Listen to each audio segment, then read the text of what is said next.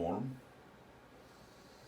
is the most important thing that you need to learn about classic APRV, the flow waveform. So if you decided to forget everything about this, don't forget this one, because that's how you're gonna kill patients, right?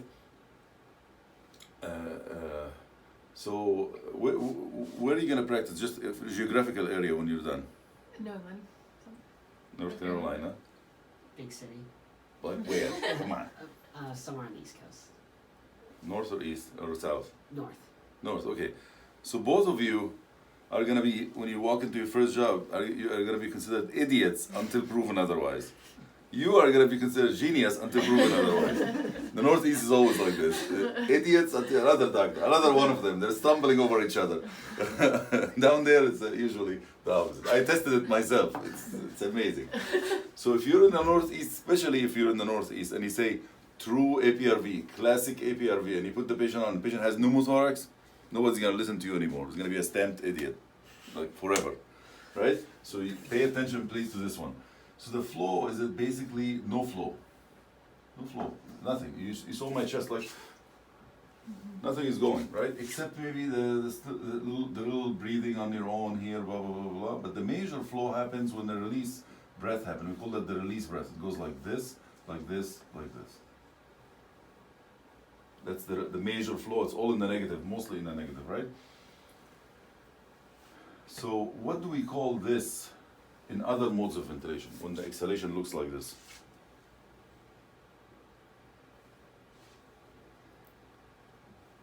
We call it auto peep. The exhalation is not complete. That's auto peep. So if we call it auto peep here and the respiratory therapist measure it, he will have a heart attack because the auto peep here is huge. 45, 50, huge auto peep, right? So this mode, that's another claim to fame to this mode, is that it debunked the belief that the auto peep is inherently bad. You can actually use the auto peep to your advantage, which this mode is doing, is depending on using the auto peep to its advantage, but regulating it. So as if you're like playing with fire in the circus, either people are gonna clap for you or you burn yourself, you know, so that's exactly the analogy here, right? So so how do you regulate the auto peep? They measure the ratio. There's a ratio that has to be measured here. We put the cursor here and see what the maximum negative flow, and that's called the peak expiratory flow. And then put the cursor here and call it the end expiratory flow. And if you divide EEF by PEF, it should be 25 to 75%, which is a good number, good, nice range, wide range that you can easily achieve. So that's that. So how about if you did the ratio, you measured the ratio, and the ratio came out to be 85%. What is happening, and what would you do for the patient? So basically, if it's 85%, that means if you look at this curve, where does the 85% exist? Like this is 100, this is 50, so this is 50%. Where is the 85%? It's gonna be around here, right? So basically, you terminated the breath here early, basically. That means if it's 85%, that means you're having more auto peep. And this lung is going to have a barotrauma, decreased venous return, all of the stuff that happened with bad auto peep. And what you need to do is prolong the time. Just prolong the low time. And this will go all the way to 50%, okay? Now, how about if it's 10%? 10% meaning that you allow this curve to reach all the way to here. And if it reaches all the way to here, that means that, you have to decrease the time, but what does it mean? What is it going to do to the patient if it's 10%? You're just sitting there having expired for too long. Or Yeah, exhaled for too you long. exhale too long. That means what? That means It's gonna collapse. exactly, it's going to collapse, it's going to de-recruit, it's going to have hypoxia, and then have atelectrauma the next breath by opening the collapsed alveoli multiple times. Let me tell you, if this thing reach all the way to zero flow, it's the hurricane theory, right? The hurricane is or the hurricane, analogy. You have the high pressure area and have the low pressure area. and then it just it keeps on flowing until the two pressures equalize. So if you allow this to go all the way to zero, that there is no flow anymore, the hurricane stopped, that means you allowed the lung to see the low pressure. Now the lung has seen the low pressure. Now the lung experienced 0 as a low pressure, or 5 as a low pressure, which is extremely low for somebody with ARDS. That will collapse everything. That's horrible. So in essence, the lung never sees the low pressure in this mode. We don't allow it to see the low pressure because we don't allow this to reach all the way to the baseline. And that's the whole essence of like using the auto PEEP to your advantage. Now, when you have somebody on regular vents, at least in this hospital, regular vents, the respiratory therapist evaluate the vent every 4 hours and PRN. APRV every 2 hours when it's APRV. And during that evaluation, they have to do this measurement of the ratio. If it deviates from around 50% or so, they tell you and you see what you want to do.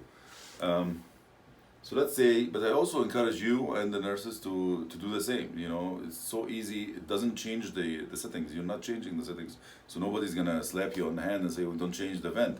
Freeze, move the cursor, get these two numbers and measure them. And alert the respiratory therapist. Say, listen, you haven't seen this for some time and this is whatever. So let's say you measure the auto PEEP, you measure the ratio in the morning, in your rounds in the morning, and it's 50%. And then you measure it again at night, and it's 60%. Both of them are acceptable. But what is happening to the patient? Is the patient improving or worsening?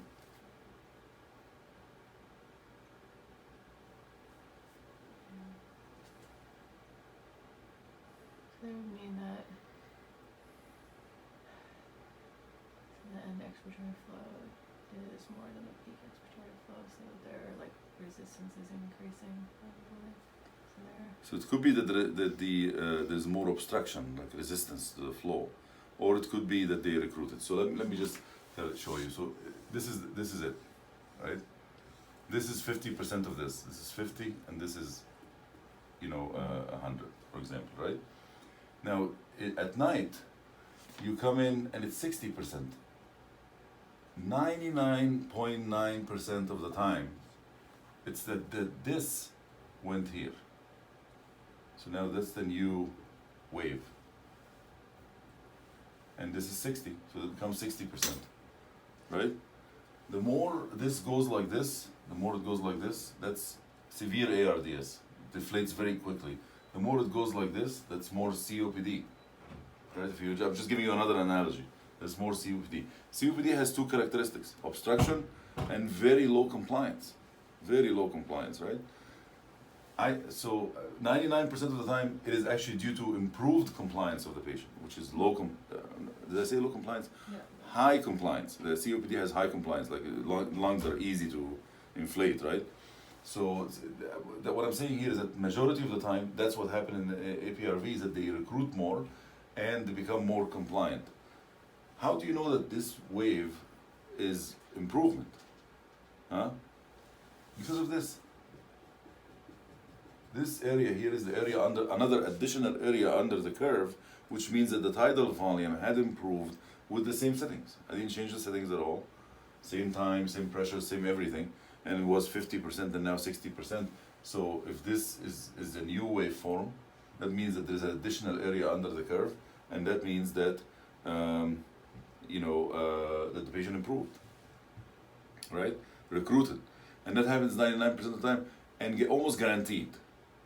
I almost guarantee you that this will happen. This mode has so much pressure in it that will guarantee you. This is another claim to fame to this mode. It will recruit. It is guaranteed that recruitment for the patient, except the rare circumstances. Okay. Now, in the remaining 1.1% of the time, this one is going to look like this. This, like you were saying, more resistance to exhalation. This went here. So the wave became like this. Again, looks like a COPD waveform, but this is a lost tidal volume. So the tidal volume had decreased and that means worsening. There's more obstruction that's happening. The reason I'm saying this doesn't happen except in 0.1% of the time, because what does the pulmonologist do when it comes to asthmatic patient? As a resistant asthmatic patient in the ER, that is, we tried everything, all medications, all intervention, intubated, blah, blah. What do we do? The last thing that you do for asthmatic patient to improve their bronchospasm is to increase the PEEP, right? By increasing the PEEP, you keep this bronchi a little bit, you know, keep them from constricting. And it's true, you know, you keep more PEEP inside. You know, the bronchi want to constrict chemically inside, the troponin and the tropomyosin and all, trying to pull, but it can't because, you know, there's some more pressure inside, so it can't constrict. So that's with what, increasing the PEEP from what, from 5 to 8, 5 to 10. Here I'm talking 35 of pressure, right? 35 of pressure for 6 seconds. Show me what bronchus will be able to constrict. No bronchus will be able to constrict here. No. Even if they like you give him calcium and you know, give him you know, induce asthma and acetylcholine, inject you know, neostigmine, give him acetylcholine, they will not constrict. They won't be able to. It's just the pressure. They can't overcome this pressure inside. So that's another claim to ventilator mode, that you will never ever hear wheezing in APRV. You're not going to be able to hear it. But the 0.1% of the obstruction that we say it's obstruction, it happens because of upper airway. You know, the mucus plug or the tube is kinked or something like that. If that happened, that's what you're gonna see, and you're probably gonna recognize it right away. Or if you're still using the HME filters, the filters sometimes many times it clogs and give you this picture. All right? So that's that. So that is it. That is it, madam.